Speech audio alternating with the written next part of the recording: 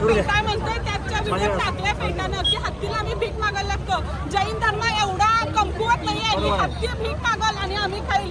आम्ही सगळ्यांना पोचणारा समाज पोरग्याला तिकडे घेऊन या की आम्ही पोचू शकतो त्याला. आम्ही सांभाळतो त्याला. की भीक मागायला लागले लहान मुलं मी माझ्या मुलग्याला हत्तीच्या तोंडात देतो. ते हत्ती काय आमचा विश्वास आहे. हत्तीला कोण देतं? हत्तीच्या तोंडात बाळ कोण देतं? आम्ही देतोय. आम्हाला माहिती आहे की तुमच्या घरात कुत्रा राहते की नाही, कुत्र्याबरोबर तुमची मुलं झोपतात की नाही. तुम्ही तुमच्या मुलग्याच्या लग्नात कुत्रा डोलवत असा की त्यावेळेला चालतंय. कुत्रा तुमचा सगळा स्कर्ट घालून फिरत होता, हिंडत होता तुमच्या मुलग्याच्या लग्नात. त्यावेळेला चाललं तुम्हाला.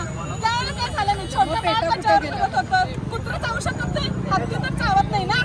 आम्ही आमच्या हाताने दिले. त्याच्या सोंड्यात बाळा जर दिल्यात ना, आम्ही आमच्या स्वतःच्या मर्जीनं दिले आणि त्याच्याकडे भीक कधीच कोणी मागायला लावलेली नाही.